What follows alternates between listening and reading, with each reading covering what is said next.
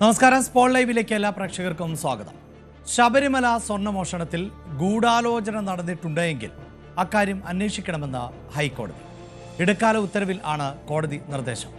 പ്രാഥമിക അന്വേഷണ report seal വെച്ച കവറിൽ അന്വേഷണ സംഘം ഇന്ന് കോടതിക്ക് കൈമാറി.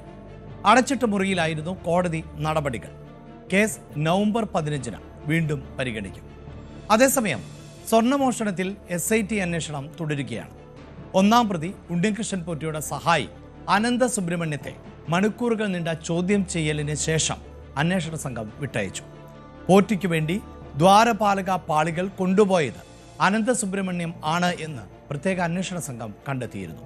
ഈ വാർത്തയുടെ വിശദാംശങ്ങളുമായി ചേരുന്നത് ആജ്ഞ രവീന്ദ്രനും ഒപ്പം ഡാൻ കുര്യനും ആണ്. ആദ്യം ആജ്ഞയിലേക്ക്. ആജ്ഞ, പ്രത്യേക അന്വേഷണ സംഘത്തെ രൂപീകരിച്ചപ്പോൾ തന്നെ കോടതി വ്യക്തമാക്കിയിരുന്നു അന്വേഷണ പുരോഗതി റിപ്പോർട്ട് കോടതിക്ക് നൽകണം എന്ന്.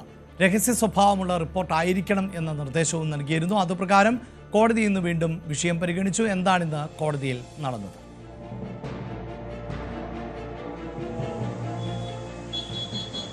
അഭിലാഷ്, ഈ അന്വേഷണ സംഘത്തെ രൂപീകരിക്കുന്ന സമയത്ത് തന്നെ കൃത്യമായിട്ട് 6 ആഴ്ചയ്ക്കുള്ളിൽ അന്വേഷണം പൂർത്തിയാക്കണമെന്നും 2 ആഴ്ച കൂടുമ്പോൾ അന്വേഷണ പുരോഗതി റിപ്പോർട്ട് കോടതിയെ അറിയിക്കണമെന്നുമായിരുന്നു കോടതി നിർദ്ദേശിച്ചിരുന്നത്. അതനുസരിച്ചിട്ടാണ് ഇന്ന് 10 ദിവസമായിട്ടുണ്ട് അന്വേഷണം തുടങ്ങിയ ശേഷം ഇന്ന് അന്വേഷണ പുരോഗതി റിപ്പോർട്ടിന്റെ കോപ്പി, അന്വേഷണ പുരോഗതി റിപ്പോർട്ട് കോടതിയിൽ ഹാജരാക്കുന്ന സാഹചര്യമുണ്ടായി. ഇവിടെ പ്രധാനപ്പെട്ട ഒരു കാര്യം, കോടതി തുടങ്ങിയ ശേഷം അസാധാരണ നടപടികളിലേക്കാണ് പോയത്. അതായത് സർക്കാർ അഭിഭാഷകനെയും ദേവസ്വം അഭിഭാഷകരെയും പുറത്തു നിർത്തിയിട്ടാണ് കോടതി മറ്റു നടപടിക്രമങ്ങൾ തുടങ്ങിയത്. അന്വേഷണ ഉദ്യോഗസ്ഥരോട് ഇതുമായി ബന്ധപ്പെട്ട കാര്യങ്ങൾ ചോദിച്ചറിഞ്ഞു. മറ്റെന്തെല്ലാം കാര്യങ്ങളിൽ കൂടുതൽ അന്വേഷണം വേണം, അതല്ലെങ്കിൽ കൂടുതൽ എന്തെല്ലാം കാര്യങ്ങൾ ഉൾക്കൊള്ളിക്കണം തുടങ്ങിയ കാര്യങ്ങളൊക്കെ കോടതി അന്വേഷണ ഉദ്യോഗസ്ഥനുമായി ഡിസ്കസ് ചെയ്യുന്ന സാഹചര്യമുണ്ട്. ഈ സമയത്തൊക്കെയും അടച്ചിട്ട മുറിയിലായിരുന്നു കോടതിയുടെ പ്രൊസീഡിങ്സ് നടന്നത്. മാത്രമല്ല, നമ്മുടെ ഓൺലൈനിൽ കിട്ടിയിരുന്ന കോടതിയുടെ പ്രൊസീഡിങ്സ്, അതായത് ജസ്റ്റിസ് രാജ വിജയരാഘവന്റെയും KV ജയകുമാറിന്റെയും ബെഞ്ച്, ഡിവിഷൻ ബെഞ്ചാണ് ദേവസ്വം ബെഞ്ച്. ആ ബെഞ്ചിൽ, അതായത് 7B ആണ് കോർട്ട്. നമുക്ക് കോടതിയിൽ കയറുമ്പോൾ കോടതിയുടെ വിഷ്വൽസ് മാത്രമേ നമുക്ക് കാണാൻ കഴിയുള്ളൂ. ശബ്ദം മ്യൂട്ട് ചെയ്ത് തന്നെയാണ്. അതായത് ഒരു തരത്തിലും അതുമായി ബന്ധപ്പെട്ടുള്ള വിവരങ്ങളോ രേഖകളോ പുറത്തു പോകരുത് എന്ന് തന്നെയാണ് കോടതിയുടെ നിർദ്ദേശം. അതുമായി ബന്ധപ്പെട്ട് കോടതി എടുത്ത മറ്റൊരു പ്രധാനപ്പെട്ട നടപടി എന്ന് പറയുന്നത്, മറ്റൊരു കേസ് കോടതി രജിസ്റ്റർ ചെയ്തിട്ടുണ്ട്. ഇതുവരെയും അന്വേഷണ സംഘം രജിസ്റ്റർ ചെയ്ത, അല്ലെങ്കിൽ ദേവസ്വം വിജിലൻസിന്റെ അന്വേഷണത്തിന്റെ അടിസ്ഥാനത്തിൽ കേസ് അന്വേഷണ സംഘത്തിന് കൈമാറുകയും ആ റിപ്പോർട്ടിന്റെ അടിസ്ഥാനത്തിൽ അന്വേഷണ സംഘത്തോട് കോടതി നിർദ്ദേശിക്കുന്നത് തിരിമറി നടന്നിട്ടുണ്ട്, അതിൽ ക്രിമിനൽ കേസ് എടുത്ത് അന്വേഷിക്കണം എന്ന് കോടതി നിർദ്ദേശിച്ചിരുന്നു. അതിന്റെ അടിസ്ഥാനത്തിലായിരുന്നു ഇതുവരെയുള്ള നടപടിക്രമങ്ങൾ പോയിരുന്നു. പക്ഷേ ഇന്ന് കോടതി സ്വമേധയാ മറ്റൊരു കേസ് രജിസ്റ്റർ ചെയ്തിരിക്കുകയാണ്. അതിൽ ദേവസ്വം, അതുപോലെ സർക്കാർ വിജിലൻസ്, ഇവരെ മാത്രമാണ് കക്ഷി ചേർത്തിരിക്കുന്നത്. ഉണ്ണികൃഷ്ണൻ പോറ്റിയെയും സ്മാർട്ട് ക്രിയേഷൻസിനെയും ഇതിൽ നിന്നും കോടതി ഒഴിവാക്കിയിട്ടുണ്ട്. ഇതിന്റെ പ്രധാനപ്പെട്ട കാര്യം എന്ന് പറയുന്നത്, കോടതിയുടെ പ്രൊസീഡിങ്സ് അങ്ങേയറ്റം രഹസ്യ സ്വഭാവമുള്ളതായിരിക്കണമെന്ന് കോടതിക്ക് നിർബന്ധമുണ്ട്. അത് കോടതി മുന്നോട്ട് വെച്ചതുമാണ്. ഈ അതായത് ഉണ്ണികൃഷ്ണൻ പോറ്റിയെയും സ്മാർട്ട് ക്രിയേഷൻസിന്റെ പ്രതിനിധികളെയും ഇതിൽ കക്ഷി ചേർക്കുന്ന ഒരു സാഹചര്യത്തിൽ അവർക്ക് കൂടി കേസിന്റെ പ്രൊസീഡിങ്സിന്റെയും മറ്റു വിവരങ്ങളും അവർക്ക് കൂടി ലഭിക്കാനുള്ള സാഹചര്യമുണ്ട്. ആ സാഹചര്യം കൂടി ഒഴിവാക്കുകയാണ് കോടതി. അത് പഴുതടച്ചു തന്നെയാണ് ഈ കേസുമായി മുന്നോട്ട് കോടതി പോകാൻ തീരുമാനിച്ചിരിക്കുന്നത് എന്നുള്ള കാര്യമാണ് വ്യക്തമാകുന്നത്. എന്തായാലും ഇതുമായി ബന്ധപ്പെട്ട അന്വേഷണ പുരോഗതി റിപ്പോർട്ട് കോടതിയിൽ ഹാജരാക്കുമ്പോൾ കോടതി ഗൂഢാലോചനയ്ക്ക് കൂടി കേസെടുത്ത് അന്വേഷിക്കണം എന്ന് കോടതി, കേസ് രജിസ്റ്റർ ചെയ്യണമെന്ന് കോടതി നിർദ്ദേശിച്ചിട്ടുണ്ട്. എന്തായാലും പ്രധാനപ്പെട്ട പ്രൊസീഡിങ്സ് ഉണ്ടായത് കോടതിയിൽ ഉണ്ണികൃഷ്ണൻ പോറ്റിയുടെ അറസ്റ്റ് രേഖപ്പെടുത്തിയതുമായി ബന്ധപ്പെട്ട കാര്യങ്ങൾ കോടതിയിൽ അന്വേഷണ ഉദ്യോഗസ്ഥൻ ബോധ്യപ്പെടുത്തിയിട്ടുണ്ട് എന്നാണ് മനസ്സിലാക്കാൻ കഴിയുന്നത്.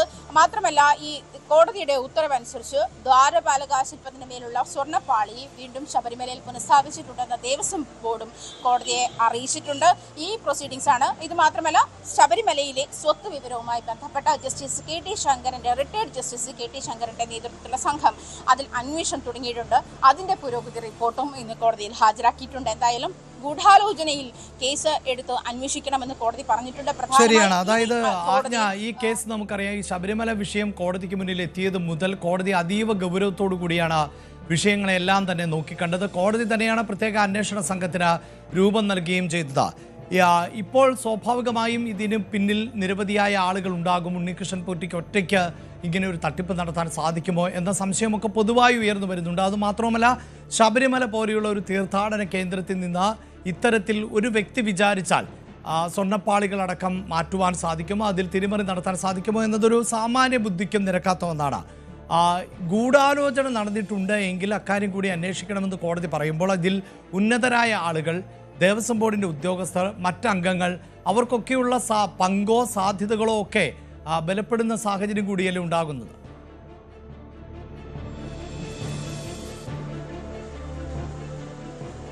അഭിലാഷ്, പ്രധാനമായും അഭിലാഷ് ചൂണ്ടിക്കാട്ടിയതുപോലെ ഈ ഉണ്ണികൃഷ്ണൻ പോറ്റിയെ മാത്രം പ്രതിയാക്കി അല്ലെങ്കിൽ പ്രതിക്കൂട്ടിലാക്കി മുന്നോട്ട് പോകുന്ന ഒരു സാഹചര്യമാണ് നിലനിൽക്കുന്നതെന്നുള്ള ഒരു തോന്നൽ കൂടി കോടതിക്ക് ഒരു പക്ഷെ ഉണ്ടായിരുന്നിരിക്കാം. ഇതുമായി ബന്ധപ്പെട്ട് അഭിലാഷ് സൂചിപ്പിച്ചതുപോലെ ഉന്നതരുടെ പങ്കുണ്ടാകാം, അത് പുറത്തു വരേണ്ടത് അനിവാര്യമാണ്. അതുകൊണ്ട് തന്നെ ഇതുമായി ബന്ധപ്പെട്ട 9 ഉദ്യോഗസ്ഥരെ പ്രതിപട്ടികയിൽ ചേർത്തിട്ടുണ്ട്. അതിൽ ചിലർക്ക് ദേവസ്വം ബോർഡ് സസ്പെൻഡ് ചെയ്യുന്ന സാഹചര്യത്തിലേക്കും ആയിട്ടുണ്ട്. ഈ ഉദ്യോഗസ്ഥർ ഈ പറയുന്നത് പോലെ ഇവർ നൽകിയിരിക്കുന്ന മറ്റ് പ്രമുഖർ നൽകിയിരിക്കുന്നതുമായി ബന്ധപ്പെട്ടുള്ള രേഖകൾ വെറുതെ ഒപ്പിട്ട് നൽകുകയായിരുന്നു. അത് ഇവർക്കും പങ്കുണ്ട്. ഇത്തരം കാര്യങ്ങളൊക്കെ അന്വേഷണ പരിധിയിൽ വരേണ്ടതുണ്ട്.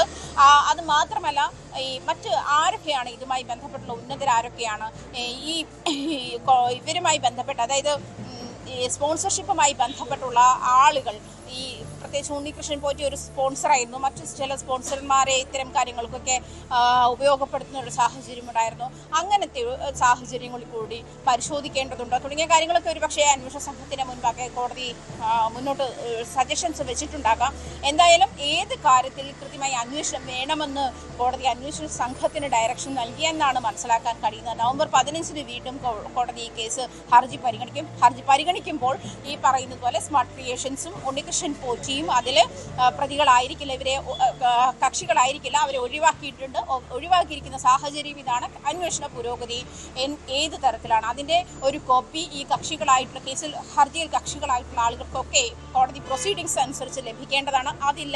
അത് ഉണ്ടാകാതിരിക്കാൻ വേണ്ടിയാണ് ഈ ഉണ്ണികൃഷ്ണൻ പോറ്റിയും സ്മാർട്ട് ക്രിയേഷൻസിനെയും കക്ഷി ചേർക്കുന്നതിൽ നിന്നും ഒഴിവാക്കിയിട്ടുള്ളത്. മറ്റ് സർക്കാരും ദേവസ്വവും അതുപോലെ ദേവസ്വം വിജിലൻസും ഉൾപ്പെട്ട ഇത്രയും ആൾക്കാരെ കക്ഷി ചേർത്തുകൊണ്ടാണ് പുതിയ കേസ് രജിസ്റ്റർ ചെയ്തിരിക്കുന്നത്. എന്തായാലും അങ്ങേയറ്റം രഹസ്യ സ്വഭാവം സൂക്ഷിക്കണമെന്ന് കോടതി വീണ്ടും ഈ കാര്യത്തിൽ അത് വളരെ പ്രധാനപ്പെട്ടതാണല്ലോ. ആജ്ഞ സൂചിപ്പിക്കുന്ന പോലെ ഈ കേസ് കോടതിയുടെ പരിഗണനയിലേക്ക് വരുന്നു. ആ ഘട്ടത്തിലൊക്കെ ഉണ്ടായ വാദപ്രതിവാദങ്ങൾ അത് മാധ്യമങ്ങൾക്കടക്കം കൃത്യമായി റിപ്പോർട്ട് ചെയ്യാൻ പറ്റുന്ന സാഹചര്യമുണ്ടായിരുന്നു. കോടതിയുടെ സംശയങ്ങൾ നിരവധിയായിരുന്നു. പക്ഷേ കോടതി പ്രത്യേക അന്വേഷണ സംഘത്തെ രൂപീകരിച്ചതോടുകൂടി കോടതി നടപടിക്രമങ്ങളിൽ അടക്കം കാര്യമായ മാറ്റം ഉണ്ടാകുന്നു.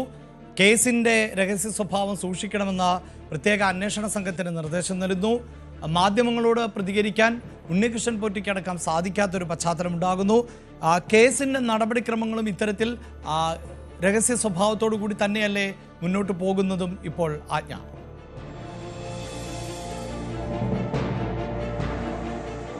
തീർച്ചയായിട്ടും അഭിലാഷ്, അത് ഞാൻ നേരത്തെ തന്നെ സൂചിപ്പിച്ചിരുന്നല്ലോ. കോടതി മുറി, അടച്ചിട്ട കോടതി മുറിയിലാണ് ഈ പ്രൊസീഡിങ്സ് നടന്നത്.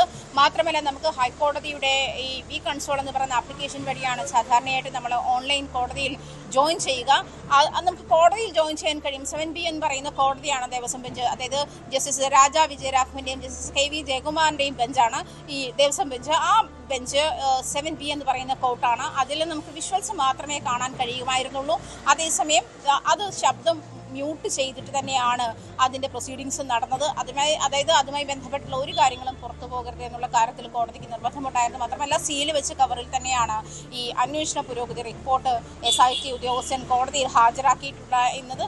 തുടർ നടപടികൾ എന്തൊക്കെ വേണം, ഈ അന്വേഷണ പരിധിയിൽ ഇനി എന്തൊക്കെ വരണം എന്നുള്ള കാര്യത്തിൽ കോടതി അന്വേഷണ ഉദ്യോഗസ്ഥന് നിർദ്ദേശം നൽകിയിരിക്കുന്നുണ്ട് എന്നാണ് മനസ്സിലാക്കാൻ കഴിയുന്നത്. എന്നിരുന്നാൽ പോലും മാധ്യമങ്ങൾ ഈ കാര്യത്തിൽ ഈ സംയമനം പാലിക്കണം എന്നുള്ള കാര്യവും അതുപോലെ തന്നെ രഹസ്യ സ്വഭാവം സൂക്ഷിക്കണം. അന്വേഷണം കഴിയുന്നത് വരെയും അന്വേഷണ പുരോഗതി റിപ്പോർട്ട് ഓരോ 2 ആഴ്ച കൂടുമ്പോഴും കോടതിയിൽ ഹാജരാക്കണമെന്ന് തന്നെയായിരുന്നു അന്വേഷണ സംഘത്തിന് നിർദ്ദേശിച്ചിരിക്കുന്നത്. അങ്ങനെയാണ് സംസ്ഥാനത്തിൻ്റെ ക്രൈംബ്രാഞ്ച് ADGP H. വെങ്കടേഷിന്റെ നേതൃത്വത്തിലുള്ള സംഘമാണ് ഈ അന്വേഷണം നടത്തുന്നത്. SITയുടെ ചുമതല അദ്ദേഹത്തിനാണ്. അതുപോലെ SP S. ശശിധരൻ, അതുപോലെ 2 SHOമാർ, ഒരു സൈബർ വിദഗ്ധൻ തുടങ്ങിയ 5 പേരടങ്ങിയതാണ് അന്വേഷണ സംഘം.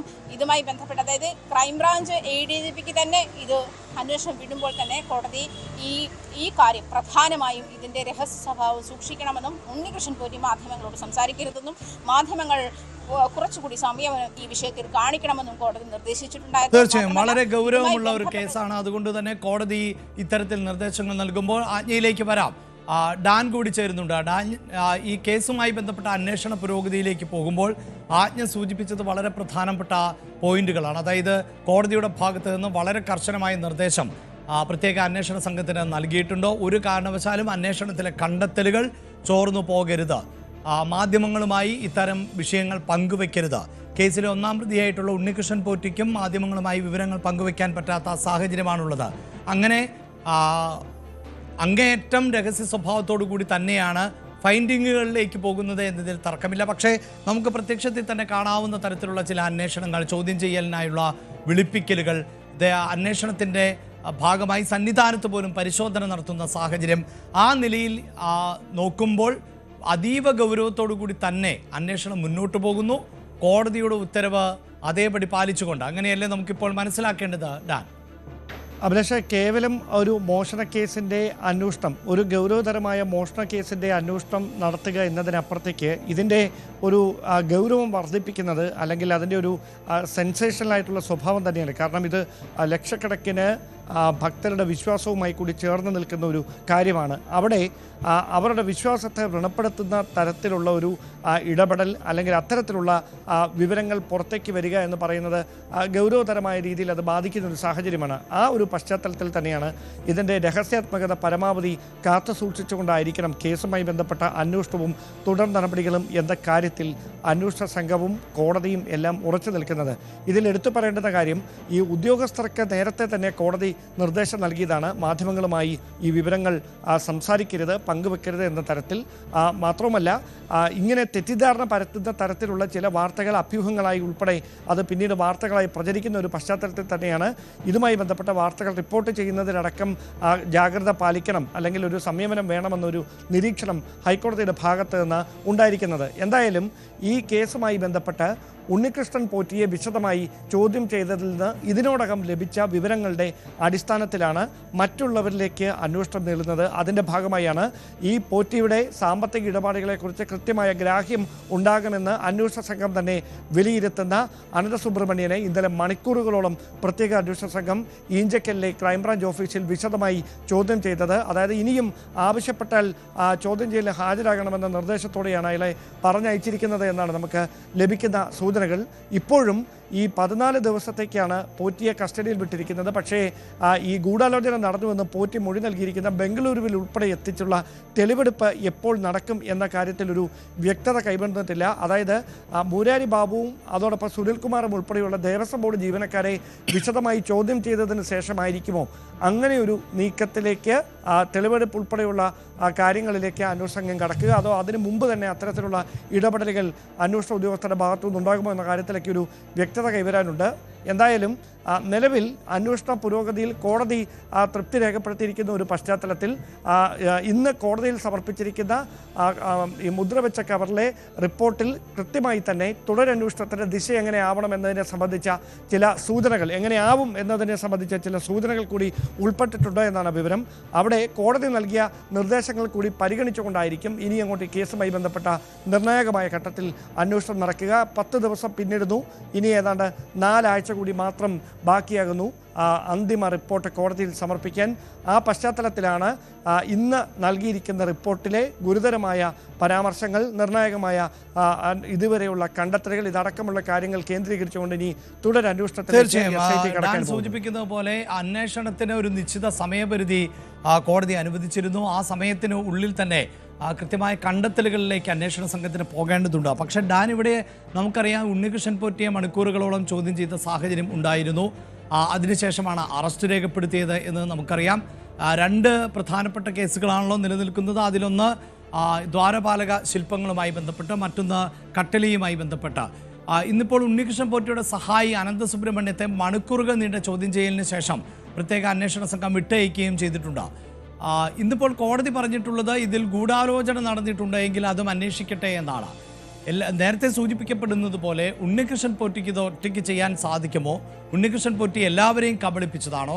അതല്ല എങ്കിൽ ഉണ്ണികൃഷ്ണൻ പോറ്റിയുടെ സഹായികൾ ആരൊക്കെയായിരുന്നു? ഉദ്യോഗസ്ഥ തലത്തിൽ അത്തരം സഹായം ലഭിച്ചിരുന്നോ എന്നതടക്കമുള്ള കാര്യങ്ങളിലേക്ക് അന്വേഷണ സംഘത്തിന് എത്തിപ്പെടേണ്ടതുണ്ടല്ലോ. അത് ഈ നിശ്ചിത കാലയളവിൽ എന്നത് അങ്ങേയറ്റം ശ്രമകരവുമല്ലേ? അഭിലാഷ്, അതിൽ എടുത്തു പറയേണ്ട കാര്യം ഇതിനോടകം തന്നെ, അതായത് ഈ ദേവസ്വം വിജിലൻസ് പ്രാഥമികമായി നടത്തിയ അന്വേഷണവും അതിനുശേഷം ഹൈക്കോടതിയിൽ സമർപ്പിച്ച അന്വേഷണ റിപ്പോർട്ടുമൊക്കെ ഒരു പരിധിവരെ SITക്ക് ആശ്വാസകരമായി മാറിയെന്ന് വേണം പറയാൻ. കാരണം ആ ഒരു അന്വേഷണം ശരിയായ ട്രാക്കിൽ തന്നെയായിരുന്നു. പക്ഷേ അന്വേഷണത്തിൻ്റെ വ്യാപ്തി പരിഗണിച്ചുകൊണ്ടാണ് ആ പരിമിതികൾ നിലനിൽക്കുന്നതിനാൽ പിന്നീട് പ്രത്യേക അന്വേഷണ സംഘത്തിന് ഈ വിവരങ്ങൾ കൈമാറേണ്ട സാഹചര്യം എത്തിയത്. ഒരുപക്ഷെ ഈ 2 FIRകൾ രജിസ്റ്റർ ചെയ്യുന്നതിനടക്കം സഹായകരമായി മാറിയത് ദേവസ്വം വിജിലൻസ് നടത്തിയ അന്വേഷണത്തിലെ കണ്ടെത്തലുകളും ശേഖരിച്ച തെളിവുകളുമായിരുന്നു എന്ന് വേണം പറയാൻ. അവിടെ കൃത്യമായി തന്നെ ആരൊക്കെയാണ് ഈ ഉണ്ണികൃഷ്ണൻ പോറ്റിയുമായി ബന്ധപ്പെട്ടിരുന്നത്, ഈ ഗൂഢാലോചനയിൽ ആർക്കൊക്കെ പങ്കുണ്ടായിരുന്നു, ഇതൊരു വലിയ സാമ്പത്തിക ഇടപാടായാണ് നടത്തിയതെങ്കിൽ അതിൽ സംസ്ഥാനത്തിന് പുറത്തു നിന്ന് മറ്റാരെങ്കിലും ഉൾപ്പെട്ടിട്ടുണ്ടോ, സംസ്ഥാനത്തിനകത്തെ ഏതെങ്കിലും രാഷ്ട്രീയ നേതൃത്വത്തിന് ഇതുമായി ബന്ധമുണ്ടോ, 2019 ഭരണസമിതിയുമായി ബന്ധപ്പെട്ട് വരുന്ന സംശയങ്ങളിൽ എന്തെങ്കിലും കഴമ്പുണ്ടോ, ഇതടക്കമുള്ള കാര്യങ്ങളിലൊക്കെ പരിശോധന നടന്നുകൊണ്ടിരിക്കുകയാണ്. എടുത്തു പറയേണ്ട കാര്യം, 2019 ദേവസ്വം ബോർഡിന് നേതൃത്വം നൽകിയ ബോർഡ് ഭാരവാഹികൾ ഉൾപ്പെടെ രണ്ടാമത്തെ FIRൽ പ്രതി ചേർത്തിട്ടുണ്ട്. അതുകൊണ്ട് അവരിലേക്ക് ഏത് ദിശയിലായിരിക്കും അന്വേഷണം? ഒരുപക്ഷെ അത് അവസാന സമയത്ത് ആകാനാണ് സാധ്യത. ആദ്യം ഉണ്ണികൃഷ്ണൻ പോറ്റിയുമായി ബന്ധപ്പെട്ട് നിലനിൽക്കുന്ന ദുരൂഹതകൾക്ക് വ്യക്തത തേടുക എന്ന ഏറ്റവും ശ്രമകരമായൊരു അന്വേഷണമാണ് ഇപ്പോൾ നടന്നുകൊണ്ടിരിക്കുന്നത്. അതിൻ്റെ വളരെ സ്പെസിഫിക്കായ മൈന്യൂട്ടായിട്ടുള്ള വിശദാംശങ്ങളിലേക്ക് കടക്കുന്നതിനുള്ള പരിമിതി നമ്മൾ ഇതിനോടകം തന്നെ സൂചിപ്പിച്ചിട്ടുണ്ട്. എന്തായാലും നിലവിൽ 10 ദിവസത്തിനകത്ത് പ്രത്യേക അന്വേഷണ സംഘം ഇതുമായി ബന്ധപ്പെട്ട് നടത്തിയ അന്വേഷണവും അന്വേഷണത്തിലെ കണ്ടെത്തലുകളും ചോദ്യം ചെയ്യലിൽ ലഭിച്ച വിവരങ്ങളും അടക്കം സമഗ്രമായ ഒരു റിപ്പോർട്ടാണ് ഇന്ന് കോടതിയിൽ സമർപ്പിച്ചത്. അതിൽ കോടതി തൃപ്തി രേഖപ്പെടുത്തിയിരിക്കുന്നു എന്ന് വേണം മനസ്സിലാക്കാൻ. ഒരുപക്ഷെ അഭിഭാഷകരെ ഉൾപ്പെടെ പുറത്ത് നിർത്തിയത് അങ്ങനെ പോലും ഈ വിവരങ്ങൾ മാധ്യമങ്ങൾക്കോ അല്ലെങ്കിൽ പുറം ലോകത്തിനോ അറിയാനുള്ള സാധ്യതകൾ ഇല്ലാതാക്കുക എന്നൊരു കൃത്യമായ ബോധ്യത്തിലാണ്. അതിൽ അന്വേഷണ ഉദ്യോഗസ്ഥരെ വിശ്വാസത്തിലെടുത്തുകൊണ്ട് കോടതി ഒരു നിർണായകമായ ഇടപെടൽ ഈ ഘട്ടത്തിൽ നടത്തുന്നുവെന്ന് വേണം പറയാൻ. യെസ്, അതാണ് ആജ്ഞ. ഇത് അവസാനിപ്പിക്കും മുമ്പ് ആവർത്തിച്ച് പറയുന്നു, നമ്മൾ സാധാരണ കോടതി റിപ്പോർട്ടുകൾ ചെയ്യുന്നത് പോലെ റിപ്പോർട്ട് ചെയ്യാൻ പറ്റുന്ന ഒരു സാഹചര്യമല്ല ഉള്ളത്. അത് ഡാനും സൂചിപ്പിച്ചതുപോലെ വക്കീലന്മാരെ അടക്കം പുറത്തു നിർത്തുന്ന ഒരു സാഹചര്യം ഉണ്ടാകുന്നു. അത്രമേൽ ഗൗരവമുള്ള ഒരു വിഷയമാണ്, വിശ്വാസ സമൂഹവുമായി ബന്ധപ്പെട്ട വിഷയമാണ്. ഏതെങ്കിലും തരത്തിലുള്ള ചെറിയ പിഴവുകൾ ഒരുപക്ഷെ അത് ആളിക്കത്തിക്കാവുന്ന ഒന്നായി മാറാം, ആളിക്കത്താവുന്ന ഒന്നായി മാറാം എന്നുള്ളതാണ്. നമുക്ക് പലപ്പോഴും വാർത്തകൾ റിപ്പോർട്ട് ചെയ്യുമ്പോൾ അന്വേഷണ സംഘത്തിൻ്റെ മുന്നോട്ട് പോക്കിൽ കോടതി അതൃപ്തി രേഖപ്പെടുത്തുന്നത്, തൃപ്തി രേഖപ്പെടുത്തുന്നത്, അല്ലെങ്കിൽ സംഘത്തിൽ മാറ്റം വരുത്തുന്നത്, ഇതെല്ലാം ഡയറക്റ്റായി പ്രേക്ഷകരിലേക്ക് റിപ്പോർട്ട് ചെയ്യാൻ പറ്റുമായിരുന്നു. പക്ഷേ ഇതിലങ്ങനെയല്ല. എങ്കിലും ഡാനി സൂചിപ്പിക്കുന്ന പോലെ നിലവിൽ തൃപ്തമാണ്. ചുരുങ്ങിയ ദിവസത്തിനകം തന്നെ ഉണ്ണികൃഷ്ണൻ പോറ്റി അറസ്റ്റ് ചെയ്യുന്നു. പിഴവുകൾ കൃത്യമായി സംഭവിച്ചിട്ടുണ്ട് എന്ന് കോടതി തന്നെ നിരീക്ഷിച്ചതാണ്.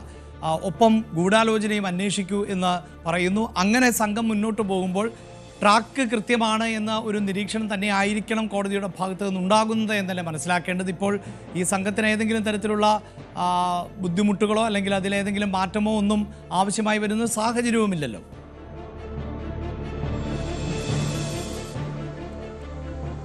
അഭിലാഷ്, 2 ആഴ്ച കൂടി സമയം നീട്ടി ചോദിച്ചിട്ടുണ്ട് SIT എന്നാണ് അറിയുന്നത്. എന്നിരുന്നാലും അഭിലാഷ് സൂചിപ്പിച്ചതുപോലെ അന്വേഷണ പുരോഗതി റിപ്പോർട്ട് വിലയിരുത്തിയ ശേഷം ഹൈക്കോടതി തൃപ്തി രേഖപ്പെടുത്തിയെന്ന് തന്നെയാണ്, തൃപ്തി അറിയിച്ചു അന്വേഷണ സംഘത്തോട് എന്ന് തന്നെയാണ് മനസ്സിലാക്കുന്നത്.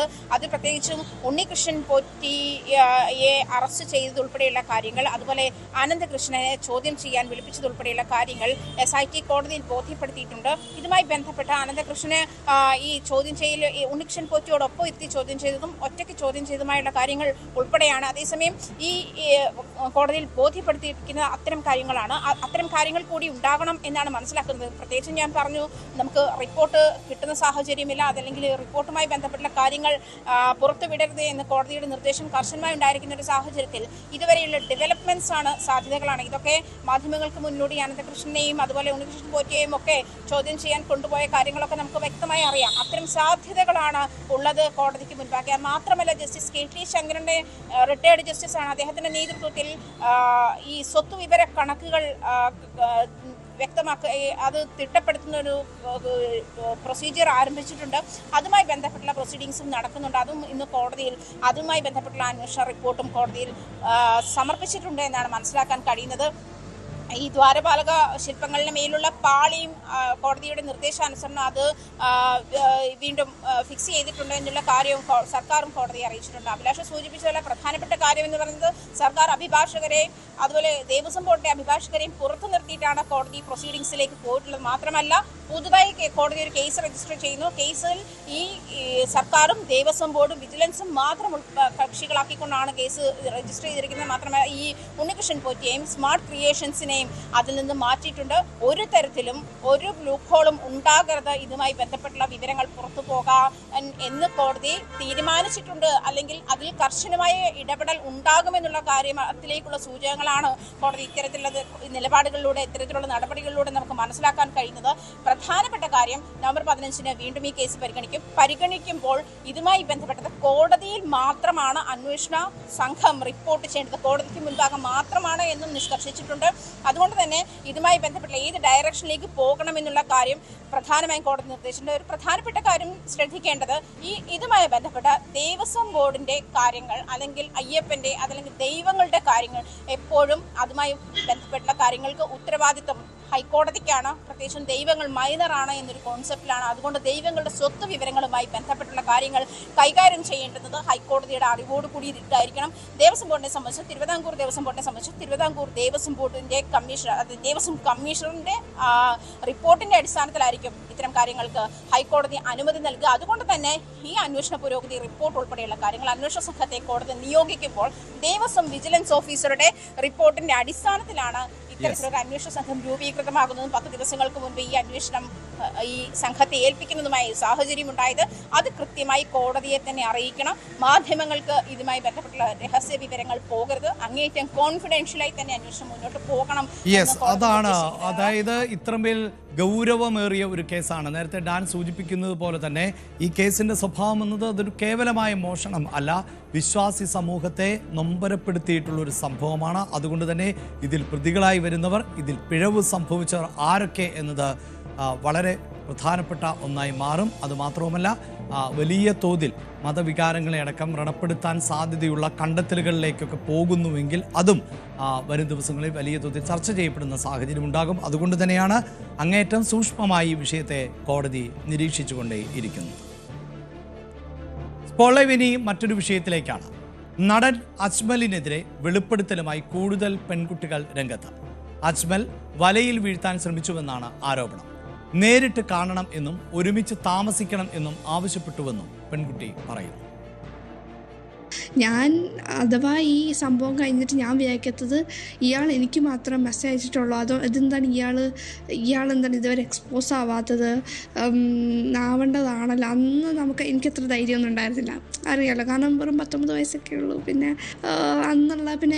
ഞാൻ ഓൾറെഡി സ്ക്രീൻഷോട്ടൊക്കെ എടുത്ത് വെച്ചിട്ടുണ്ടായിരുന്നു വേറെ ഫോണിൽ നിന്ന്. എന്നിട്ട് അല്ല, ഞങ്ങൾ വിചാരിച്ചത് പുള്ളിയൊന്നും ആയിരിക്കില്ല, പുള്ളി അക്കൗണ്ട് മാനേജ് ചെയ്യുന്ന വേറെ ആരെങ്കിലും ഒക്കെ ആയിരിക്കും എന്നാണ് നമ്മൾ വിചാരിച്ചത്. പക്ഷേ ഇപ്പോഴല്ലേ സംഭവം മനസ്സിലായത് പുള്ളിയാണ് ഇതെല്ലാം ചെയ്യുന്നത്, മാരീഡാണ് എന്നൊക്കെ. പിന്നെ അതും ഒരു ഞെട്ടലാണല്ലോ, കാരണം ഒരു ആക്ടർ, പുതിയ കാര്യമല്ല, പക്ഷെ എന്നാലും ഒരു നല്ല ധൈര്യത്തോടു കൂടി പുള്ളി എനിക്ക് മെസ്സേജ് അയക്കുക, ഇങ്ങനെയൊക്കെ മെസ്സേജ് അയക്കുക. ഞാൻ എന്തെങ്കിലും സെക്സ് അങ്ങനെ ഒരു ഇതിൽ പോയിട്ടല്ലല്ലോ, ലൈക്ക് ഞാൻ ആ ഒരു ഇതിൽ ഇൻട്രസ്റ്റഡ് അങ്ങനെയൊന്നും ചോദിച്ചിട്ടല്ലല്ലോ. പുള്ളി ഇങ്ങോട്ട് എൻ്റെ വീട് എവിടെ കാണാൻ വരുന്നുണ്ടോ, ഞാൻ ഇവിടെ വരുന്നുണ്ട്, നമുക്ക് മീറ്റ് ചെയ്യാം എന്നൊക്കെ പറഞ്ഞിട്ടുള്ള ഇതേപോലെ രീതിയിലാണ് എനിക്കും ഇങ്ങനെ വന്നിട്ടുണ്ട്. അപ്പോഴാണ് നമുക്ക് എന്തോ സ്പെല്ലിംഗ് മിസ്റ്റേക്കൊക്കെ തുടങ്ങിയത്. അജ്മലിൽ നിന്ന് മോശം അനുഭവം ഉണ്ടായി എന്ന് മറ്റൊരു പെൺകുട്ടിയും വ്യക്തമാക്കി. ഇയാൾക്കൊപ്പം സിനിമയിൽ ഒപ്പം പ്രവർത്തിച്ച യുവതിയാണ് ആ ദുരനുഭവം പങ്കുവച്ചത്.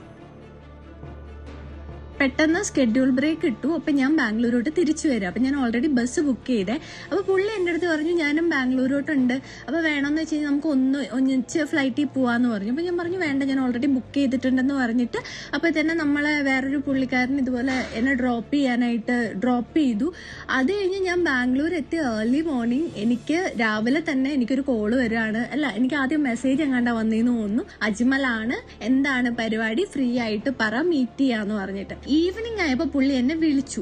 എന്നെ വിളിച്ചിട്ട് എന്നോട് പറഞ്ഞൊരു കാര്യം എന്ന് വെച്ച് കഴിഞ്ഞാൽ സെയിം ആണ് ഞാനിപ്പം യൂട്യൂബിലൊക്കെ കണ്ടുകൊണ്ടിരുന്ന വീഡിയോയിൽ പലരും പറയുന്ന സെയിം കാര്യങ്ങളാണ് ഞാനും കേട്ടത് കേട്ടോ. അപ്പൊ എൻ്റെ അടുത്ത് പറഞ്ഞൊരു കാര്യം, ഞാൻ ആ സമയത്ത് ഹോസ്റ്റലിലാണ് സ്റ്റേ ചെയ്യണേ. അപ്പൊ എന്നോട് പറഞ്ഞു ഇതുപോലെ ആൾ ഇന്ദിരാനഗറാണ് സ്റ്റേ ചെയ്യണേ, ആൾക്ക് ഈവനിങ് അപ്പം താൻ ഇങ്ങോട്ട് വാ, നമുക്കൊരു പാർട്ടിയൊക്കെ ചെയ്യാം എന്നുള്ള രീതിയിലാണ് എന്നെ വിളിച്ചത്. അപ്പൊ ഞാൻ പറഞ്ഞു ഇല്ല, എനിക്ക് ഇത്ര സമയമാകുമ്പം എൻ്റെ ഹോസ്റ്റൽ അടയ്ക്കും. അപ്പോൾ പറഞ്ഞു ഇല്ലടോ, താൻ എന്തായാലും ലൈക്ക് എന്താ ഇങ്ങോട്ട് വായോ, ഇവിടെ തന്നെ സ്റ്റേ ഒക്കെ അറേഞ്ച് ചെയ്യാന്ന് പറഞ്ഞു. അപ്പൊ ഞാൻ പറഞ്ഞു ഇല്ല, അത് ശരിയാവില്ല, കാരണം എൻ്റെ ഹോസ്റ്റലിൽ ഇങ്ങനെ ടൈമിംഗ് ഉണ്ട്, അപ്പൊ എനിക്ക് ഇറങ്ങാൻ പറ്റില്ല എന്ന് പറഞ്ഞു. പിന്നെ നമ്മൾ സെറ്റിൽ വെച്ചിട്ട് പിന്നെയും ബ്രേക്ക് കഴിഞ്ഞ് ഞാൻ തിരിച്ച് സെറ്റിൽ എത്തിക്കഴിഞ്ഞപ്പോഴാണ് നമ്മളിങ്ങനെ ഓരോ ലൈക്ക് എന്താ പറയാ, നമ്മളെ ഇങ്ങനെ അപ്രോച്ച് ചെയ്യുന്ന രീതിയിലുള്ള ലൈക്ക് എന്താ പറയുക കാണിക്കലൊക്കെ ഞാൻ കണ്ടായിരുന്നു.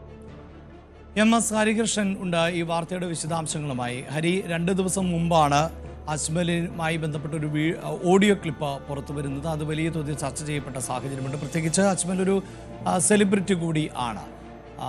അതേസമയം അതിനെ നിഷേധിച്ചുകൊണ്ട് അജ്മൽ പിന്നീട് രംഗത്ത് വരുന്നു. അതൊരു ക്രിയേറ്റഡ് ഓഡിയോ ആണ് എന്ന മട്ടിൽ ഇപ്പോഴിതാ കൂടുതൽ ആളുകൾ അജ്മലിനെതിരെ രംഗത്ത് വരികയാണ്. കൂടുതൽ പ്രതികരണങ്ങൾ ഉണ്ടാവുകയാണല്ലോ. എന്താണ് ഇപ്പോഴത്തെ ഒരു സാഹചര്യം?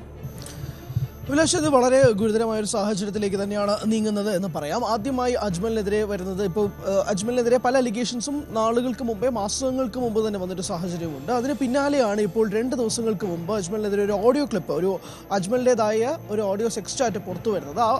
അതിൻ്റെ സംഭാഷണങ്ങളൊക്കെ സോഷ്യൽ മീഡിയയിൽ വളരെയധികം തരംഗമായി മാറുകയായിരുന്നു. അതിന് ഗത്യന്തരമില്ലാതെ അജ്മൽ അതിന് പ്രതികരണവുമായി രംഗത്തെത്തുകയും ചെയ്തു. പറഞ്ഞിരുന്നത് 3 കാര്യങ്ങളാണ്. ഒന്ന്, ഇതൊരു ഫാബ്രിക്കേറ്റഡ് സ്റ്റോറിയാണ്. ഒന്ന്, ഇത് AI ജനറേറ്റഡ് കണ്ടന്റ് ആണ്. 3, ഇത് ബ്രില്യൻ്റ് എഡിറ്റിംഗ് ആണ്. ഇങ്ങനെ 3 കാര്യങ്ങൾ പറഞ്ഞുകൊണ്ടാണ് അജ്മൽ അന്ന് തടി തപ്പാനായി ശ്രമിച്ചത്. പക്ഷേ ഇത് AI അല്ല, ഫാബ്രിക്കേറ്റഡ് സ്റ്റോറിയുമല്ല എന്നത് വ്യക്തമാക്കുന്നതാണ് ഇപ്പോൾ പുറത്തു വരുന്ന പല പെൺകുട്ടികളുടെയും പ്രതികരണങ്ങൾ. ഈ അജ്മൽ പുറത്തുവിട്ട ഈ വീഡിയോ ഫേസ്ബുക്കിലും ഇൻസ്റ്റഗ്രാം ഹാൻഡിലും തൻ്റെ അക്കൗണ്ടിൽ, അജ്മൽ അമീറിൻ്റെ തന്നെ ഇൻസ്റ്റഗ്രാം അക്കൗണ്ടിലും ഫേസ്ബുക്ക് അക്കൗണ്ടിലും തന്നെയാണ് ഇത് പുറത്തുവിട്ടത്. ഈ വീഡിയോയ്ക്ക് താഴെ വന്ന കമൻറ്റ് സെക്ഷനിലാണ് ഇതുമായി അജ്മലിന് ഇതുപോലെ നേരിട്ട് പല പെൺകുട്ടികളോടും ഇതേ രീതിയിൽ, ഇതേ മോഡസ് ഓപ്പറാൻഡിയിൽ തന്നെ അജ്മൽ പല പെൺകുട്ടികളോടും ഇതേ രീതിയിൽ തന്നെയുള്ള സംഭാഷണങ്ങളും ലൈംഗികമായ ചുവയോടുള്ള സംസാരങ്ങളും ഇതുപോലെ മുറിയിലേക്ക് ക്ഷണിക്കലും തുടങ്ങി നിരവധി കാര്യങ്ങൾ പല പെൺകുട്ടികളും നേരിടേണ്ടി വരുന്ന ഒരു പശ്ചാത്തലം കൂടി ഉണ്ടായിട്ടുണ്ട്. അതും പല രീതിയിലുമാണ്. അതായത് ചിലപ്പോൾ ഒരു റാൻഡമായിട്ട് അജ്മലിന് പുതിയ സിനിമ റിലീസ് ആകുമ്പോഴേക്കും അജ്മലിനുമായി ബന്ധപ്പെട്ട് ഒരു സിനിമ ആയതുകൊണ്ട് തന്നെ സ്വാഭാവികമായ പ്രധാന നടനായ അജ്മലിനെ ടാഗ് ചെയ്തുകൊണ്ടൊരു സ്റ്റോറി ഇടാം. വളരെ അവിചാരിതമായിട്ട് ആ പെൺകുട്ടിയെ പോലും ഇതുപോലെ രീതിയിൽ ലൈംഗികമായ രീതിയിലേക്ക് സംസാരിക്കുക, അല്ലെങ്കിൽ വിളിക്കുക, ക്ഷണിക്കുക, അങ്ങനെ ഒരു ബന്ധവുമില്ല. വേറൊരു ആർട്ടിസ്റ്റ് അജ്മലിനോടൊപ്പം പ്രവർത്തിച്ച ഒരു നടിയാണ്. ആ അജ്മലിനോടൊപ്പം പ്രവർത്തിച്ച നടിക്ക് പോലും ഒരു ദുരനുഭവം നേരിടുന്ന ഒരു സാഹചര്യം കൂടി ഉണ്ടാകുന്നു. അങ്ങനെ പല രീതിയിലും ബന്ധങ്ങളുള്ളതും ബന്ധമില്ലാത്തതുമായ പല സ്ത്രീകളുമായിട്ടും അജ്മൽ ഇതുപോലുള്ള രീതിയിൽ സംസാരങ്ങൾ തുടർന്ന ഒരു പശ്ചാത്തലം ഉണ്ടായപ്പോഴാണ് ഒരു കോൾ ഔട്ട് എന്ന രീതിയിൽ ഇൻസ്റ്റഗ്രാമിലും ഫേസ്ബുക്കിലും ഈ നടനെതിരെ ശക്തമായ രീതിയിൽ പെൺകുട്ടികൾ രംഗത്തെത്തുന്ന ഒരു സാഹചര്യം ഉണ്ടാകുന്നു. അതും ഫേസ്ബുക്കും ഇൻസ്റ്റഗ്രാമും പോലുള്ള സോഷ്യൽ മീഡിയ ഹാൻഡിലുകളിൽ അജ്മലിൻ്റെ ഈ വീഡിയോയ്ക്ക് താഴെ കമൻറ്റ് സെക്ഷനിൽ ഇതേ പെൺകുട്ടികൾ, ഇതെങ്ങനെയാണ് താങ്കൾക്ക് AI എന്ന് പറയാൻ പറ്റുക, അപ്പോൾ പിന്നെ എന്നോട് സംസാരിച്ചത് ആരാണ് എന്ന് പറഞ്ഞുകൊണ്ട് പല പെൺകുട്ടികളും തിരിച്ച് അജ്മലിനോട് ചോദ്യം ചോദിക്കുകയും ചെയ്തത് ആ കമൻറ്റ് സെക്ഷനിൽ തന്നെ. അങ്ങനെയാണിത് സമൂഹ മാധ്യമങ്ങളിൽ ബാക്കിയുള്ള ജനങ്ങൾക്കും ഇടയിൽ ഇത് പല പെൺകുട്ടികളോടും ഇയാൾ ഇതേ രീതിയിലുള്ള സംഭാഷണങ്ങളും പല പെൺകുട്ടികളോടും ഇതേ രീതിയിലുള്ള പ്രവൃത്തികളും ചെയ്തിരുന്നു എന്നുള്ളത് വ്യക്തമാകുന്ന ഒരു പശ്ചാത്തലമുണ്ട്. പല പെൺകുട്ടികളും ഇയാൾ ബ്ലോക്ക് ചെയ്ത് പോകുന്ന രീതിയിലേക്ക് തന്നെ കാര്യങ്ങൾ മാറിയിട്ടുമുണ്ട്. നമ്മൾ പല രീതിയിലും സംസാരിക്കുന്നതാണ്. പെൺകുട്ടികൾ എന്തുകൊണ്ട് ഇത് കേട്ടുകൊണ്ടിരുന്നു, പല പെൺകുട്ടികളും ഇയാളെ ബ്ലോക്ക് ചെയ്യുന്ന സാഹചര്യം ഉണ്ടായി. പലരും ഇപ്പോഴും പുറത്ത് വന്നിട്ടില്ല, പുറത്ത് തുറന്നു പറയാൻ മടിയാണ്, പേടിയാണ് എന്നുള്ളതാണ്. കേസുമായി ബന്ധപ്പെട്ട് മുന്നോട്ട് പോകുന്ന സാഹചര്യത്തെ പറ്റി നമ്മൾ അങ്ങോട്ട് ചോദിക്കുമ്പോഴും അവർ പറയുന്നത് അയാൾ വലിയൊരു നടനല്ലേ, അയാൾക്കെതിരെ കേസ് പോയി കഴിഞ്ഞാൽ അത് എങ്ങനെയാണ് ശരിയാവുക. ഇപ്പോൾ പോലും ഇൻസ്റ്റഗ്രാമിലും തുടങ്ങിയ മറ്റ് സമൂഹ മാധ്യമങ്ങളിലും അജ്മലിനെതിരെ തനിക്കും ഇതുപോലെ അനുഭവം ഉണ്ടായിട്ടുണ്ടെന്ന് കമൻ്റ് ഇടുമ്പോൾ പോലും തൻ്റെ ബന്ധുക്കളും വീട്ടുകാരും അതെന്തിനാണ് ചെയ്തത് എന്ന രീതിയിലുള്ള ചോദ്യങ്ങൾക്ക് പോലും ഈ പെൺകുട്ടികൾ വിധേയരാകുന്നുണ്ടെന്നുള്ളതാണ് മനസ്സിലാക്കുന്നത്. ഇതൊക്കെ വളരെ പേഴ്സണലായി പറഞ്ഞ കാര്യങ്ങളാണ്. അങ്ങനെ പല പെൺകുട്ടികൾക്കും ഇതുപോലെ അജ്മലിൽ നിന്നും വളരെ മോശമായ രീതിയിലുള്ള അനുഭവം ഉണ്ടായിട്ടുണ്ട് എന്നത് വ്യക്തമാക്കുന്ന 2 ഓഡിയോ ക്ലിപ്പുകളാണ് നമ്മൾ ഇന്ന് പുറത്തുവിടുന്നത്. ഇതുമായി ബന്ധപ്പെട്ട് പല കോൾ ഔട്ടുകളും അജ്മലിനെതിരെ തുടർന്നും ഉണ്ടാകും എന്ന കാര്യത്തിൽ തർക്കമൊന്നുമില്ല. അതുകൊണ്ട് തന്നെ ഇതൊരു AI ജനറേറ്റഡ് ആണ്, അല്ലെങ്കിൽ ഇതൊരു ഫാബ്രിക്കേറ്റഡ് സ്റ്റോറിയാണെന്ന് പറഞ്ഞ് കൈ കഴുകാൻ അജ്മലിന് സാധിക്കില്ല. കാരണം വ്യക്തമായ തെളിവുകൾ, വ്യക്തമായ പെൺകുട്ടികൾ ആരൊക്കെയാണ് എന്നത് സംബന്ധിച്ച്, പ്രത്യേകിച്ച് ആദ്യത്തെ ഓഡിയോയിൽ പുറത്തു വന്ന പെൺകുട്ടിയെ അജ്മൽ ഏകദേശം സംസാരിക്കുന്ന ആ പെൺകുട്ടിക്ക് 19 വയസ്സ് മാത്രം പ്രായമുള്ളപ്പോഴാണ്, 2022 നടക്കുന്ന സംഭവമാണ് ഇതെല്ലാം. അതായത് വർഷങ്ങളായ അജ്മൽ ഇതേ രീതിയിലുള്ള മോഡസ് ഓപ്പറാൻഡി പല പെൺകുട്ടികളോടുമുള്ള രീതിയിൽ ഇതുപോലെ മോശമായ രീതിയിലുള്ള സംഭാഷണങ്ങൾ പല വർഷങ്ങളായി ഇതുപോലെ പല പെൺകുട്ടികളെയും ടാർഗറ്റ് ചെയ്യുന്ന രീതിയിലേക്ക് ഇയാൾ സംസാരിക്കുന്നു. ഇതെല്ലാം ഇപ്പോൾ അജ്മലിൻ്റെ ഈ ന്യായീകരണ വീഡിയോ വന്നതിന് പിന്നാലെയാണ് പല പെൺകുട്ടികളും ഇയാളെ പറ്റി അറിയണം, ഇയാളെ എക്സ്പോസ് ചെയ്യപ്പെടണം എന്നുള്ള ആഗ്രഹം കൊണ്ട് പല പെൺകുട്ടികളും അവർക്കുണ്ടായ ദുരനുഭവങ്ങൾ ഇപ്പോൾ വന്ന് തുറന്നു പറയുന്നതിൻ്റെ പശ്ചാത്തലം 2 ദിവസങ്ങൾക്ക് മുമ്പ് പുറത്തു വന്ന ആ ഒരു ഓഡിയോ ക്ലിപ്പാണ്. ആ ഓഡിയോ ക്ലിപ്പുകൾക്ക് ഇപ്പോൾ വഴിവെച്ചിരിക്കുന്നത് ഒരു വലിയ കൂട്ടം പെൺകുട്ടികളുടെ തുറന്നു പറച്ചിലിലേക്കാണ്. ഒരു നടൻ ഏതൊക്കെ രീതിയിൽ തൻ്റെ സെലിബ്രിറ്റി ടാഗ് ഉപയോഗിച്ചുകൊണ്ട് സമൂഹത്തിൽ ഏതൊക്കെ രീതിയിൽ പല പെൺകുട്ടികളെ മോശമായ രീതിയിൽ പോലും ചിത്രീകരിക്കാമെന്നുള്ള സെലിബ്രിറ്റി ടാഗ് ഉപയോഗിച്ചുകൊണ്ടുള്ള ഒരു നടൻ്റെ പ്രവൃത്തികൾ, ചെയ്തികൾ, അത് തന്നെയാണ് ഇപ്പോൾ ഏറ്റവും കൂടുതൽ അതാണ്. അതായത് ഹരി ഈ സൂചിപ്പിക്കുന്ന പോലെ നേരത്തെ വന്ന ഒരു സംഭാഷണം, അതാണ് ഇതിൻ്റെ തുടക്കം എന്ന് പറയാം. അത് സമൂഹ മാധ്യമങ്ങളിലടക്കം വലിയ തോതിൽ ചർച്ച ചെയ്യപ്പെട്ട പശ്ചാത്തലത്തിലും അജ്മലിൻ്റെ ഭാഗത്ത് നിന്ന് പ്രതികരണം ഉണ്ടായിരുന്നില്ല. പിന്നീട് അജ്മൽ തന്നെ പ്രതികരിച്ച് രംഗത്തെത്തുമ്പോൾ ഇതെല്ലാം നിഷേധിക്കുകയാണ് ചെയ്തത്. മാത്രമല്ല ഹരി, ഇപ്പോൾ ഈ സോഷ്യൽ മീഡിയ പ്ലാറ്റ്ഫോമിലെ ആ ചർച്ചയുടെ സ്വഭാവം തന്നെ അജ്മലിന് അടുപ്പമുള്ള ഒരു പെൺകുട്ടിയുമായിട്ടായിരിക്കാം ഇങ്ങനെ സംഭാഷണം നടത്തുന്നത്. അതിനെ റെക്കോർഡ് ചെയ്ത് കേൾപ്പിക്കുക എന്നത് ഒരുതരം ചീറ്റിംഗ് ആണ് എന്ന മട്ടിലൊക്കെയുള്ള മറുഭാഗം കൂടി ഉണ്ടായിരുന്നു. പക്ഷേ ഇതിപ്പോൾ നിരവധിയായ ആളുകൾ രംഗത്തേക്ക് വരുന്നു. അതിൽ തന്നെ ചിലർ ഒരു തരത്തിലും അജ്മലുമായി സൗഹൃദം പുലർത്തിയിരുന്നില്ല എന്നുകൂടിയാണല്ലോ പറയുന്നത്. അതുകൊണ്ട് തന്നെ ഈ ആരോപണങ്ങൾ നേരത്തെ വന്ന ഓഡിയോ ക്ലിപ്പിനേക്കാൾ കൂടുതൽ ഗുരുതരമാകുന്ന സാഹചര്യമല്ലേ സൃഷ്ടിക്കുന്നത്? തീർച്ചയായും അഭിലാഷ്, കാരണം നമ്മളിത് വാർത്ത ആദ്യം നമ്മൾ പുറത്തു വിടുമ്പോൾ പോലും നമുക്കെതിരെ പല രീതിയിലുള്ള കാര്യങ്ങളുണ്ടായിരുന്നു. ഇത് അവരുടെ പേഴ്സണൽ ടോക്കല്ലേ, എന്തിനാണ് നിങ്ങൾ പേഴ്സണൽ ടോക്ക് വാർത്തയാക്കി മാറ്റുന്നത്? പക്ഷേ അപ്പോഴും പോലും നമുക്ക് ഉറപ്പിച്ചുള്ള വിശ്വാസം അജ്മലിന് നേരെ ഇതിനു മുമ്പും അലിഗേഷൻസ് ഉണ്ടായിരുന്നൊരു പശ്ചാത്തലം ഉണ്ടായിരുന്നു. ഇതൊരു പേഴ്സണൽ ടോക്ക് അല്ല. അജ്മൽ ഇതുപോലെ വലയിൽ വീഴ്ത്താൻ ശ്രമിച്ച പല പെൺകുട്ടികളുമുണ്ട്. അതിൽ പലരും ഇപ്പോൾ തുറന്നു പറഞ്ഞിട്ടുണ്ട് എന്നുള്ളതാണ്. പക്ഷേ ഇനിയും തുറന്നു പറയാത്ത ഒട്ടനവധി പെൺകുട്ടികളുണ്ട്. അവരിലേക്ക് നമ്മൾ സംഭാഷണങ്ങൾ ണ്ട്. അഭിലാഷ് സൂചിപ്പിച്ചതുപോലെ തന്നെ യാതൊരുവിധ ബന്ധങ്ങളുമില്ല. ഇപ്പോൾ പേഴ്സണൽ ടോക്ക് അല്ലെങ്കിൽ നമ്മളൊരു സൗഹൃദത്തിൻ്റെ പുറത്തോ അല്ലെങ്കിൽ ഒരു ഫ്രണ്ട് സർക്കിളിൻ്റെ ഭാഗത്തു നിന്നുള്ള സംസാരങ്ങളോ കാര്യങ്ങളോ പോലെയല്ല. ഇത് യാതൊരുവിധ പരിചയമില്ലാതെ ചിലപ്പോൾ അജ്മൽ എന്ന നടൻ സ്വാഭാവികമായിട്ടും അജ്മലിന് തന്നെ അത്യാവശ്യം ഫാൻ ഫോളോയിങ് ഉള്ള ഒരു താരവും കൂടിയാണ്. തമിഴിലും മലയാളത്തിലും ഒക്കെ അഭിനയിക്കുന്ന വ്യക്തിയാണ്. ഏറ്റവും ഒടുവിൽ വിജയ് ചിത്രമായ ഗോട്ടിലും അഭിനയിച്ചിട്ടുണ്ട് അജ്മൽ. അങ്ങനെ വിജയ് ചിത്രത്തിൽ പോലും വിജയുടെ സുഹൃത്തായി അഭിനയിക്കുന്ന അജ്മലിന് സ്വാഭാവികമായും എത്രയധികം ഫാൻ ഫോളോയിങ് ഉണ്ടാവും. ആ രീതിയിൽ തന്നെയാണ് അജ്മലിൻ്റെ സോഷ്യൽ മീഡിയയിൽ നിൽക്കുന്നത്. അതുകൊണ്ട് തന്നെ ഈ സിനിമ കണ്ടതിന് ശേഷമോ അല്ലെങ്കിൽ അജ്മലിൻ്റെ സിനിമകൾ കണ്ടതിന് ശേഷം സ്റ്റോറികളായും പോസ്റ്റുകളായും പെൺകുട്ടികൾ മാത്രമല്ല ആൺകുട്ടികൾ ഉൾപ്പെടെയുള്ളവർ സ്റ്റോറി ഇടുന്നൊരു പശ്ചാത്തലം. അതിപ്പോൾ ഏത് നടനായാലും നമ്മളൊരു സിനിമ കണ്ടു കഴിഞ്ഞാൽ താരത്തെ പ്രശംസിച്ചുകൊണ്ട് ചിലർ റിവ്യൂ മോഡലിലൊക്കെ പോസ്റ്റുകൾ ഇടാറുണ്ട്. അതുപോലും ദുരുപയോഗം ചെയ്യുന്ന രീതിയിലാണ് ഈ നടൻ്റെ ചെയ്തികൾ സമൂഹ മാധ്യമങ്ങളിൽ ഉണ്ടായിരുന്നത്. അജ്മൽ ഈ ന്യായീകരണ വീഡിയോയിൽ ആദ്യം പറഞ്ഞിരുന്ന ഒരു കാര്യം, ഈ തൻ്റെ ഫേസ്ബുക്ക്, ഇൻസ്റ്റാഗ്രാം ID ഹാൻഡിലുകൾ ചെയ്തുകൊണ്ടിരുന്നത് തൻ്റെ ടീമുകളായിരുന്നു എന്നുള്ളതാണ്. മുൻപ് ചെയ്തിരുന്ന തൻ്റെ ടീമുകൾ, അത് മറ്റ് വ്യക്തികൾ എന്നുള്ള രീതിയിലേക്ക് ഈ ചാറ്റിംഗ് മോഡലിലേക്ക് ആദ്യം മാറിയപ്പോൾ പല പെൺകുട്ടികൾക്കും ഉണ്ടായിരുന്ന സംശയം ഇത് അജ്മൽ ആയിരിക്കില്ല, ഇത് അജ്മലിൻ്റെ ടീമിൽ പ്രവർത്തിക്കുന്ന വേറെ ആരെങ്കിലും ചെയ്യുന്നതായിരിക്കും എന്നുള്ളതാണ്.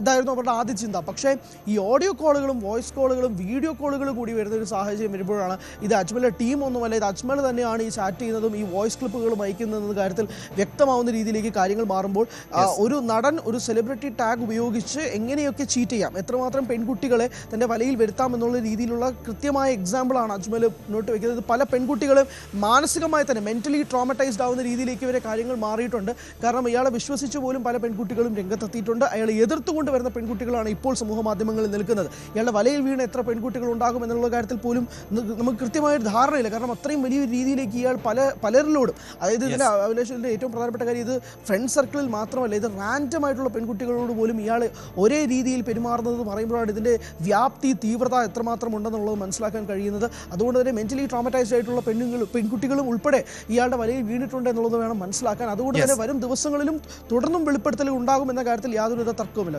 AI ക്രിയേറ്റഡ് ആണ്, നന്നായി എഡിറ്റ് ചെയ്തതാണ് എന്നൊക്കെയുള്ള അജ്മലിൻ്റെ വാദം പൊളിയുകയാണോ എന്നുള്ളതാണ്. കാരണം കൂടുതൽ പെൺകുട്ടികൾ തങ്ങൾക്കും ഇത്തരത്തിൽ ദുരനുഭവം ഉണ്ടായിട്ടുണ്ട് അജ്മലിൽ നിന്ന് എന്ന് വെളിപ്പെടുത്തുകയാണ് ഇപ്പോൾ. തിരുവനന്തപുരം പാളയത്തെ സൗത്ത് പാർക്ക് ഹോട്ടലിൽ DJ പാർട്ടിക്കിടെ ഗുണ്ടാ സംഘങ്ങൾ തമ്മിൽ കൂട്ടത്തല്ല്. കഴിഞ്ഞ ശനിയാഴ്ച രാത്രി ഉണ്ടായ സംഘർഷത്തിന്റെ ദൃശ്യങ്ങളാണ് ഇപ്പോൾ പുറത്തു വന്നിട്ടുള്ളത്.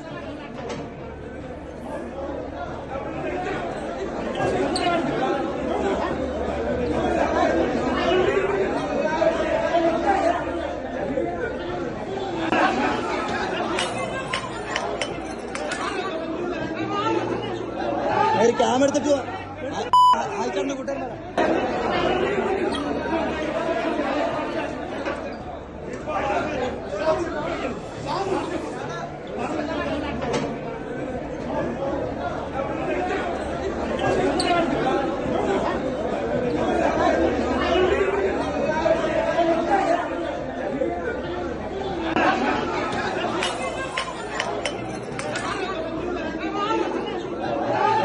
എടുത്തിട്ട് വാ. ഡാൻ കുര്യനാണ് ഈ വാർത്തയുടെ വിശദാംശങ്ങളുമായി ചേരുന്നത്. ഡാൻ, നേരത്തെ ഉണ്ടായ ഒരു സംഘർഷത്തിന്റെ ദൃശ്യങ്ങളാണ് ഇപ്പോൾ പുറത്തു വന്നിട്ടുള്ളത്. പക്ഷേ ഈ സംഘർഷവുമായി ബന്ധപ്പെട്ട് എന്തെങ്കിലും പരാതി ഉയരുകയോ പോലീസിന്റെ അടുക്കലേക്ക് ഈ സംഭവം എത്തുകയോ ചെയ്തിരുന്നോ?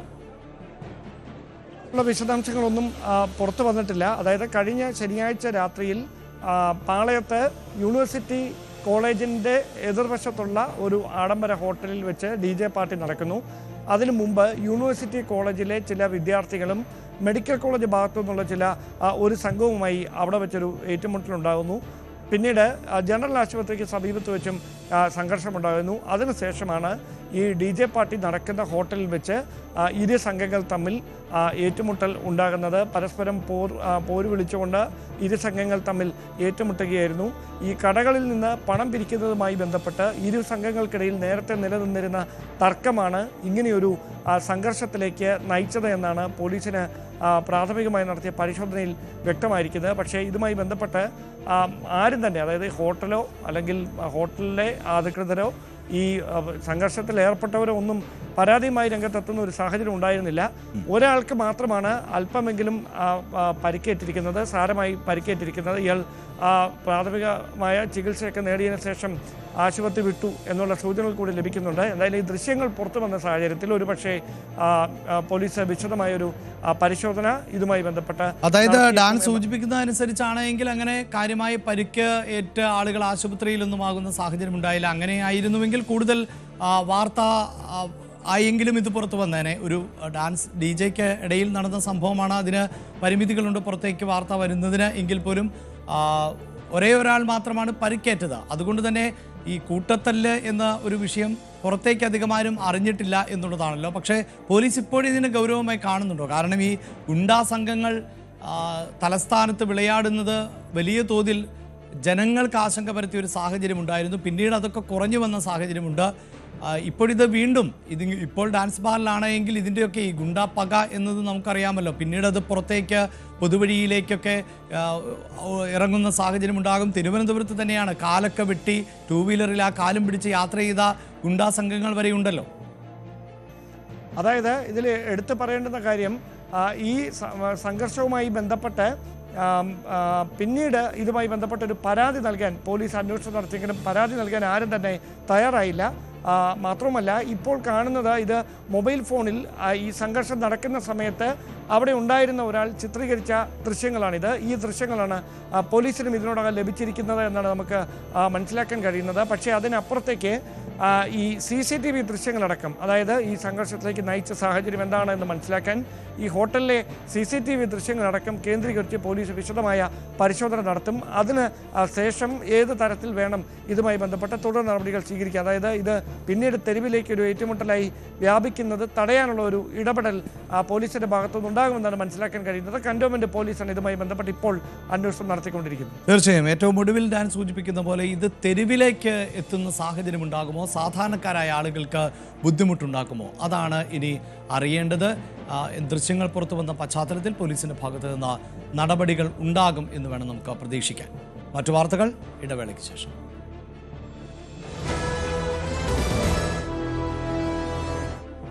ഹിജാബ് വിവാദത്തിൽ Ernakulam saint Rita's public school മാനേജ്മെന്റിന്റെ നടപടിയിൽ പ്രതിഷേധിച്ച് സ്കൂൾ വിടാൻ ഒരുങ്ങുന്ന കുട്ടികളുടെ TC അപേക്ഷയിൽ തീരുമാനമായി.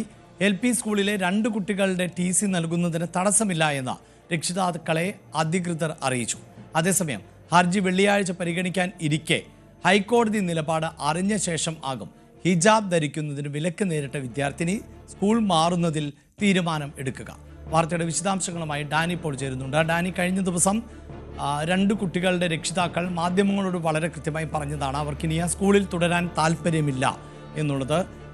അതിനുശേഷം സ്കൂൾ അവധി ദിനങ്ങൾ ആയിരുന്നു കടന്നുപോയത് എന്ന് നമുക്കറിയാം. ഇന്നിപ്പോൾ പ്രവൃത്തി ദിനമാണ്. ഇവർ അപേക്ഷ നൽകിയോ, ഒഫീഷ്യലായി തന്നെ ഇവർക്ക് TC ലഭിച്ചോ, എന്താണ് അത്തരം കാര്യങ്ങളിൽ വ്യക്തതയുണ്ടോ?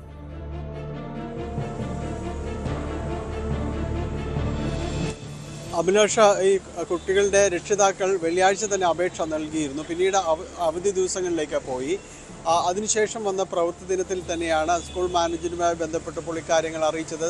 TC നൽകുന്നതിന് സാങ്കേതികമായ ഒരു തടസ്സവുമില്ലെന്നും അത് തങ്ങൾ തരാൻ തയ്യാറാണെന്നും എപ്പോൾ വേണമെങ്കിലും അതിന് സമീപിക്കാമെന്നും സ്കൂൾ മാനേജ്മെൻറ്റ് അറിയിച്ചിട്ടുണ്ട്. അതനുസരിച്ച് വരും ദിവസം അവർ സ്കൂളിലെത്തി TC വാങ്ങും എന്നാണ് നമ്മൾ അവരുമായി സംസാരിച്ചപ്പോൾ പറഞ്ഞത്. അടുത്ത ദിവസം തന്നെ അവർ തേവര അവർ ലേഡീസ് കോൺവെൻറ്റ് സ്കൂളിലേക്ക് കുട്ടികളെ മാറ്റുന്നു എന്നാണ് പറഞ്ഞത്. 2 പെൺകുട്ടികളാണ്, 2ാം ക്ലാസ്സിലും 3ാം ക്ലാസ്സിലും പഠിക്കുന്ന കുട്ടികളാണ്. അവരെ ആ സ്കൂളിലേക്ക് മാറ്റുന്നു എന്നാണ് പറഞ്ഞത്. നേരത്തെ അവർ പറഞ്ഞതുപോലെ ഇതിൽ ഉള്ളൊരു നടപടി എന്ന് പറയുന്നത് ഹിജാബ് ധരിക്കുക, അതിൽ അവർ അനുവാദം കൊടുക്കാതിരിക്കുക, അതിൽ ആ രീതിയിലുള്ള ഒരു പ്രതിഷേധമായിട്ട് ഇതിനെ കാണരുത് എന്നവർ പറയുന്നു. മറിച്ച് ഈ വിഷയത്തിലുള്ള ചില പ്രതികരണങ്ങൾ ഉണ്ടായിരുന്നു. ഈ വിഷയത്തിൽ സ്കൂൾ പ്രിൻസിപ്പളും PTA പ്രസിഡന്റും നടത്തിയ പ്രതികരണങ്ങൾ അങ്ങേയറ്റം വേദനാജനകമായ ചില പ്രസ്താവനകൾ അതിലുണ്ടായിരുന്നു. അത് തങ്ങളെ വേദനിപ്പിക്കുകയും അതോടൊപ്പം തന്നെ അത് ഈ സമുദായ ധ്രുവീകരണത്തിന് എല്ലാം കാരണമാകുന്ന രീതിയിലാണ് ഇവർ സംസാരിച്ചത്. അപ്പോൾ അത്തരം പ്രസ്താവനകളെ നീതീകരിക്കാനായിട്ട് സാധിക്കുകയില്ല. അതുകൊണ്ടാണ് തങ്ങൾ സ്കൂൾ മാറുന്നതിനെക്കുറിച്ച് ചിന്തിച്ചത്. തങ്ങളുടെ കുട്ടികളെ മറ്റൊരിടത്തേക്ക് മാറ്റാമെന്ന് അവർ ആലോചിച്ചത്. ക്രിസ്ത്യൻ മാനേജ്മെൻറ്റുകളോട് തങ്ങൾക്ക് ബഹുമാനമുണ്ട്. അതുകൊണ്ട് തന്നെയാണ് മറ്റൊരു കോൺവെൻറ്റ് സ്കൂൾ തന്നെ തങ്ങൾ ഇതിനുവേണ്ടി തിരഞ്ഞെടുക്കുന്നതുമെന്നെല്ലാം തന്നെ ഇവർ വ്യക്തമാക്കുകയുണ്ട്. ഏതായാലും അവർ നൽകിയ അപേക്ഷയിൽ സ്കൂൾ മാനേജ്മെൻറ്റ് തീരുമാനമെടുക്കുകയാണ്. കാരണം അത് തടഞ്ഞു വെക്കേണ്ടതോ അല്ലെങ്കിൽ കൊടുക്കാതിരിക്കുകയോ ചെയ്യേണ്ട കാര്യമില്ല. ശരി, അവിടെ ഡാനി സൂചിപ്പിക്കുന്ന പോലെ ഇപ്പോൾ മാനേജ്മെന്റ് കൃത്യമായ ഒരു തീരുമാനം എടുത്ത സ്ഥിതിക്ക് അതിലിനി ഇപ്പോൾ ഒരു തുടർച്ചയിലേക്ക് പോകേണ്ടതില്ല. സ്വാഭാവികമായും 2 കുട്ടികളുടെ രക്ഷിതാക്കൾ അവർ ഒന്ന് തന്നെയാണ്, അവരുടെ 2 മക്കളാണ്. അവരെ സ്കൂൾ മാറ്റാൻ തീരുമാനിക്കുന്നു, TC നൽകുന്നു. ആ TC നൽകാൻ അധികൃതർ തയ്യാറാകുന്നു. ഇനിയിപ്പോൾ പ്രധാനം ഈ വിവാദത്തിലേക്ക് നയിച്ച പെൺകുട്ടിയെ അവിടെ നിന്ന് മാറ്റുന്നുണ്ടോ എന്നത് ആണല്ലോ. പല പ്രതികരണങ്ങളായിരുന്നു ആ കുടുംബത്തിൻ്റെ ഭാഗത്ത് നിന്നുണ്ടായിട്ടുള്ളത്. നേരത്തെ ഇതേ സ്കൂളിൽ തന്നെ ഇതേ യൂണിഫോം ധരിപ്പിച്ചുകൊണ്ട് തന്നെ മകളെ വിടാൻ ഒരുക്കമാണ്, ഇതൊരു പ്രശ്നമാക്കി മാറ്റേണ്ടതില്ല എന്ന് തീരുമാനിക്കുന്നു. പിന്നീട് വന്ന പ്രതികരണം അനുസരിച്ച് അവിടെ നിന്ന് TC വാങ്ങാൻ തീരുമാനിച്ചു എന്നുള്ളതാണ്. ഏറ്റവും ഒടുവിൽ നമുക്ക് മനസ്സിലാക്കാൻ സാധിച്ചിട്ടുള്ളത് കോടതി എന്തു പറയട്ടെ എന്നതിൻ്റെ അടിസ്ഥാനത്തിൽ തുടർ നടപടികളുമായി പോകും എന്നുള്ളതാണ്. അതുകൊണ്ട് തന്നെ ഇനി വരാനിരിക്കുന്ന കോടതിയുടെ തീരുമാനം പ്രധാനപ്പെട്ടതായി മാറുമോ?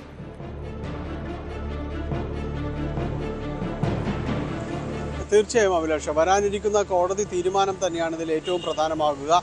അഭിലാഷ സൂചിപ്പിച്ചതുപോലെ അത് ശരിയാണ്. കാരണം മൂന്ന് പ്രസ്താവനകളാണ്. അതായത് 3 സമയത്തായിരുന്നു എന്നത് നമ്മൾ ഓർക്കേണ്ടതുണ്ട്.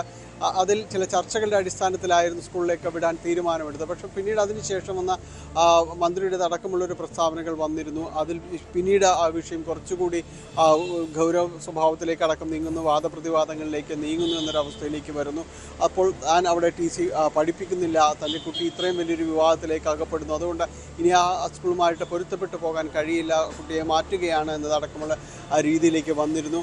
ഏറ്റവും ഒടുവിൽ ഈ വിഷയത്തിൽ കോടതി ഇടപെട്ടപ്പോഴാണ് കോടതി ഇടപെടാനുള്ളൊരു കാരണം സ്കൂൾ അധികൃതർക്ക് നൽകിയ നോട്ടീസ് നൽകിയിരുന്നു. ഈ വിഷയത്തിലുള്ളൊരു തീരുമാനമടക്കം എടുക്കുക, ചില നിർദ്ദേശങ്ങളോടുകൂടിയ കാര്യങ്ങൾ സർക്കാരിൽ നിന്ന് സർക്കുലറായിട്ട് സ്കൂളിന് നൽകിയിരുന്നു. ആ സർക്കുലറിനെ ചോദ്യം ചെയ്തുകൊണ്ടാണ് സെൻറ് റീത്താസ് സ്കൂൾ മാനേജ്മെൻറ്റ് തൊട്ടടുത്ത ദിവസം തന്നെ ഹൈക്കോടതിയിലേക്ക് സമീപിക്കുകയും ഈ സർക്കുലർ സ്റ്റേ ചെയ്യണമെന്ന് ആവശ്യപ്പെടുകയും ചെയ്തു. എന്നാൽ അത് കോടതി വിസമ്മതിച്ചു. സർക്കുലർ സ്റ്റേ ചെയ്യുന്നതിൽ സർക്കാരിൻ്റെ കൂടി വിശദീകരണം അറിഞ്ഞിട്ട് മാത്രം അതിൽ നടപടിയെടുക്കാൻ കഴിയുകയുള്ളൂ എന്ന് പറഞ്ഞു.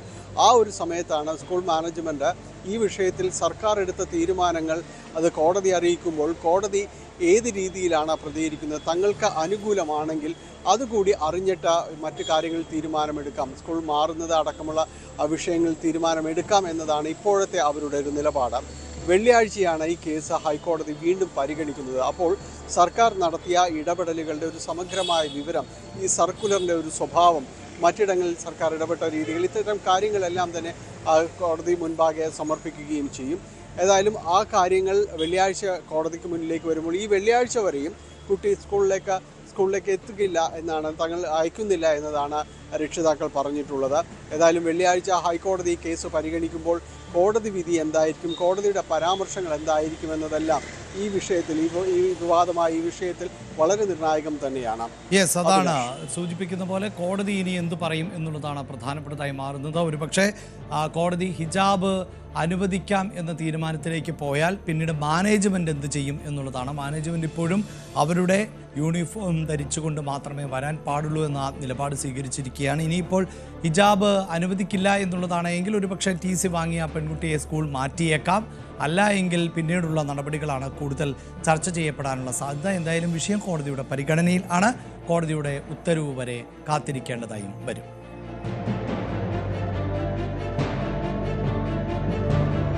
പാലക്കാട് പോത്തുണ്ടി ഇരട്ടക്കൊലപാതകത്തിൽ കുറ്റം ചെയ്തിട്ടില്ല എന്ന് ആവർത്തിച്ച് പ്രതി ചെന്താമര.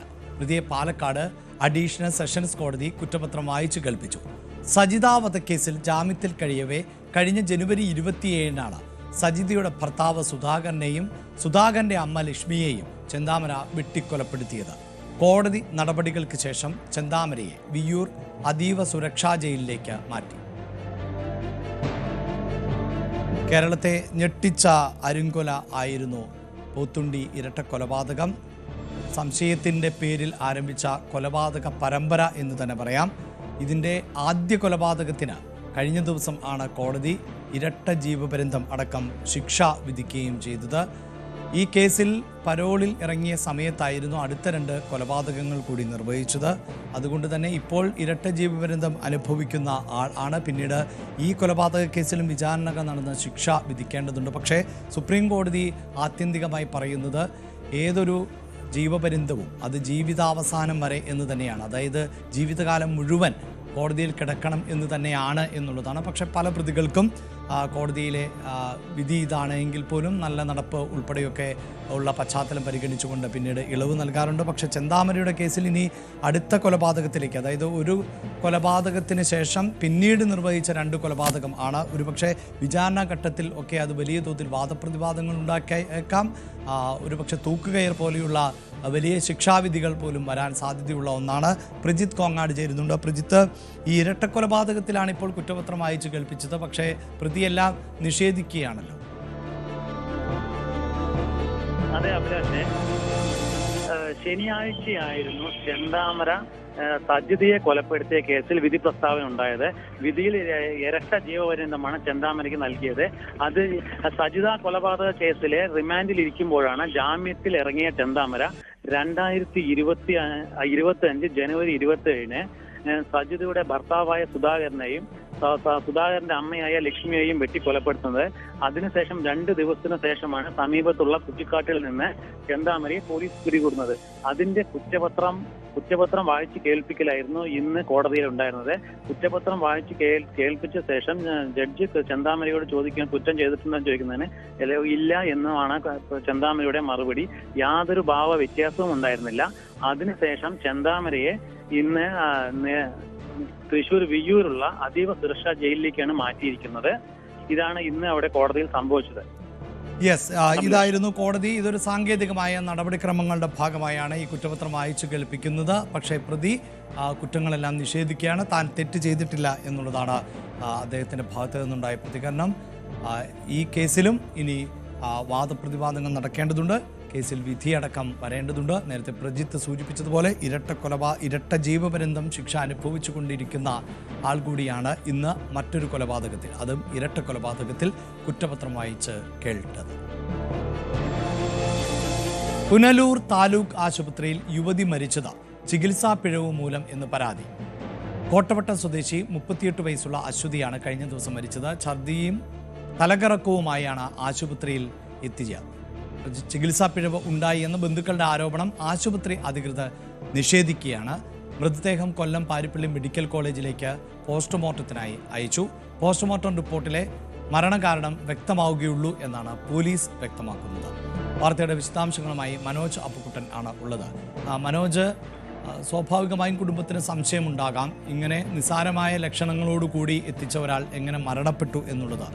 പ്രാഥമികമായി ഈ മരണത്തിന് കാരണമായിട്ടുള്ളൊരു സാഹചര്യം എന്താ എന്നുള്ളതാണ് ഈ ആശുപത്രിയുടെ ഭാഗത്ത് നിന്നുണ്ടാകുന്ന പ്രതികരണം.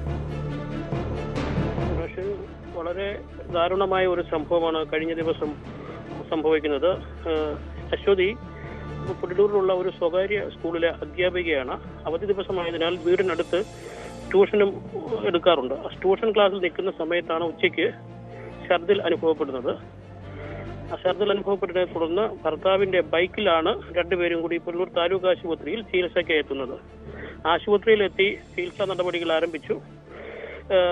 ഗ്ലൂക്കോസ് നൽകിക്കൊണ്ടിരിക്കുന്ന സമയത്ത് തന്നെ വലിയ തോതിലുള്ള അസ്വാസ്ഥ്യം അനുഭവപ്പെടുകയായിരുന്നു.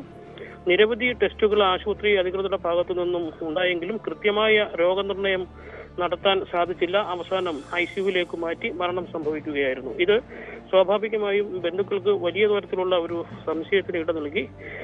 നാട്ടുകാരും ബന്ധുക്കളും ആശുപത്രിയിൽ വലിയ തോതിൽ ബഹളവും ഒച്ചപ്പാടുമൊക്കെ ഉണ്ടാക്കുകയും ചെയ്തു. പോലീസ് എത്തി മണിക്കൂറുകളോളം പരിശ്രമത്തിനൊടുവിലാണ് രംഗം ശാന്തമാക്കിയത്. മുൻപ് യാതൊരുവിധ അസുഖങ്ങളും ഇല്ലാത്ത കുട്ടിയായിരുന്നുവെന്നും ചെറിയ ഒരു ഛർദിൽ അനുഭവപ്പെട്ടതിനെ തുടർന്നാണ് ആശുപത്രിയിൽ എത്തിയതെന്നും ആശുപത്രി അധികൃതരുടെ ഭാഗത്തു നിന്നും ചികിത്സയിൽ സംഭവിച്ചിട്ടുള്ള പിഴവ് ആകാം മരണകാരണം എന്നുമാണ് ബന്ധുക്കൾ ആരോപിക്കുന്നത്. ഇവരത് പോലീസിൽ റിപ്പോർട്ട് ചെയ്യുകയും ചെയ്തു. പോലീസിൽ നൽകിയ പരാതിയുടെ അടിസ്ഥാനത്തിൽ പാരിപ്പള്ളി മെഡിക്കൽ കോളേജിൽ പോലീസ് സർജന്റെ നേതൃത്വത്തിൽ പോസ്റ്റ്മോർട്ടം നടപടികൾക്കായാണ് മൃതദേഹം ഇന്ന് രാവിലെ ഇൻക്വസ്റ്റ് നടപടികൾ പൂർത്തിയാക്കി അയച്ചിട്ടുള്ളത്. പോസ്റ്റ്മോർട്ടം നടപടികൾ പൂർത്തിയായതിനു ശേഷം അതിലെ മരണകാരണം വ്യക്തമാവുകയുള്ളൂ. വ്യക്തമാകുന്ന മരണകാരണത്തിന്റെ അടിസ്ഥാനത്തിൽ ബാക്കി നടപടികൾ സ്വീകരിക്കുമെന്നാണ് ആശുപത്രി അധികൃതർ നൽകുന്ന വിശദീകരണം. അതായത് നിലവിൽ ഏതെങ്കിലും തരത്തിൽ പിഴവ് സംഭവിച്ചിട്ടില്ല എന്ന് തന്നെ ആശുപത്രി അധികൃതർ പറയുകയാണല്ലേ? ആശുപത്രി അധികൃതർ പറയുന്നത് ചികിത്സയിൽ യാതൊരുവിധ പിഴവും സംഭവിച്ചിട്ടില്ല എന്ന് തന്നെയാണ് തീർത്തു പറയുന്നത്. അപ്പം വേണ്ട വിധത്തിലുള്ള നിരവധി ടെസ്റ്റുകൾ എടുത്തു. പക്ഷേ ഈ ടെസ്റ്റുകളിലൊന്നും കൃത്യമായ ഒരു രോഗനിർണയം കണ്ടെത്താൻ സാധിച്ചില്ല എന്നൊരു അഭിപ്രായവും ആശുപത്രി അധികൃതർ നൽകുന്നുണ്ട്.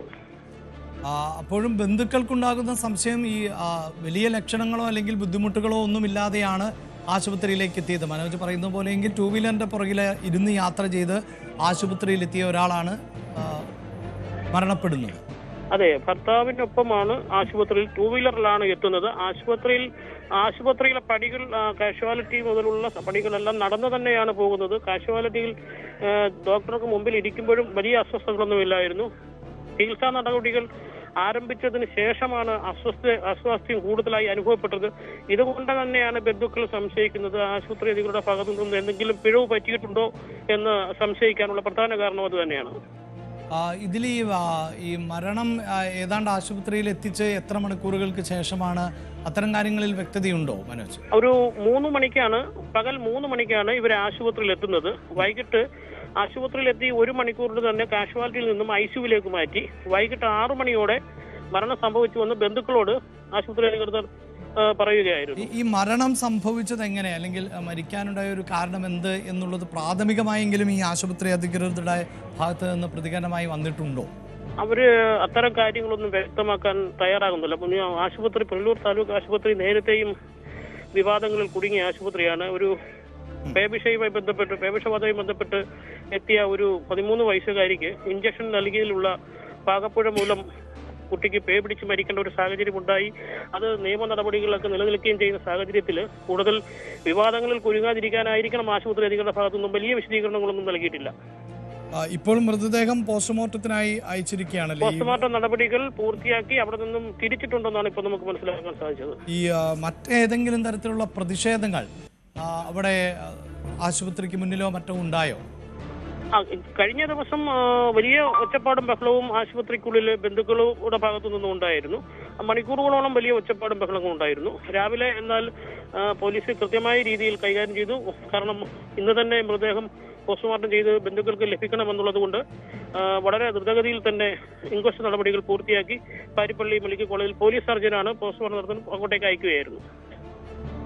ഈ സൂചിപ്പിക്കുന്ന പോലെ നേരത്തെയും പുനലൂർ താലൂക്ക് ആശുപത്രിക്ക് നേരെ ചില വിമർശനങ്ങളൊക്കെ ഉയർന്നതാണ്. അതിനിടയിലാണ് ഇപ്പോൾ യുവതി മരിച്ചത്. ചികിത്സാപ്പിഴവ് മൂലം എന്നാണ് കുടുംബം പറയുന്നത്. കോട്ടവട്ട സ്വദേശി 38 വയസ്സുള്ള അശ്വതിയാണ് മരിച്ചത്. അവർ ട്യൂഷൻ എടുത്തുകൊണ്ടിരിക്കുന്ന സമയത്ത് തലകറക്കവും ഛർദിയും അനുഭവപ്പെടുന്നു. ഭർത്താവിൻ്റെ ബൈക്കിൽ ആണ് ആശുപത്രിയിലേക്ക് എത്തിയത്. അവിടെ നിരീക്ഷണത്തിലായിരുന്നു. പിന്നീട് ആരോഗ്യനില മോശമായി എന്നുള്ളതാണ്. ഈ എന്താണ് സംഭവിച്ചത് എന്ന് ആശുപത്രി അധികൃതർക്ക് അല്ലെങ്കിൽ ഡോക്ടർമാർക്ക് തിരിച്ചറിയാതെ പോയോ എന്ന് തന്നെയാണ് സംശയം ബലപ്പെടുത്തുന്നത്. അതിനപ്പുറത്ത് മറ്റേതെങ്കിലും ഗുരുതരമായ അസുഖങ്ങൾ ഉണ്ടായിരുന്നോ, അത് നേരത്തെ കുടുംബം അറിയാതെ പോയോ, അത് പൂർണ്ണമായും ഒരു ചികിത്സാ പിഴവ് എന്നൊന്നും നമുക്കിപ്പോൾ നിരീക്ഷിക്കാനാവില്ല. എങ്കിലും സ്വാഭാവികമാണ് ഇത്തരത്തിൽ ചെറിയ ലക്ഷണങ്ങളോടെ ആശുപത്രിയിൽ എത്തിച്ച ഒരാളെ ആശുപത്രിയിൽ എത്തിച്ചിട്ടും ജീവൻ രക്ഷിക്കാനായില്ല എന്നത് സ്വാഭാവികമായും ആ കുടുംബത്തിന് അത്രമേൽ ബുദ്ധിമുട്ടുകൾ ഉണ്ടാക്കിയിട്ടുണ്ടാകാം. ചികിത്സാ പിഴവ് എന്നതിൽ കുടുംബം ഇപ്പോൾ ഉറച്ചു നിൽക്കുകയാണ്. പോസ്റ്റ്മോർട്ടം നടപടികൾ പൂർത്തിയാക്കി മൃതദേഹം ബന്ധുക്കൾക്ക് വിട്ടു നൽകിയെന്നാണ് മനസ്സിലാക്കാൻ സാധിക്കുന്നത്. ആ റിപ്പോർട്ടിലാണ് എന്താണ് സംഭവിച്ചത് എന്നത് പ്രാഥമികമായി മനസ്സിലാക്കാൻ സാധിക്കൂ എന്നാണ് പോലീസ് പറയുന്നത്. സ്പോട്ട് ലൈവ് പൂർണ്ണമാകുന്നു. നമസ്കാരം.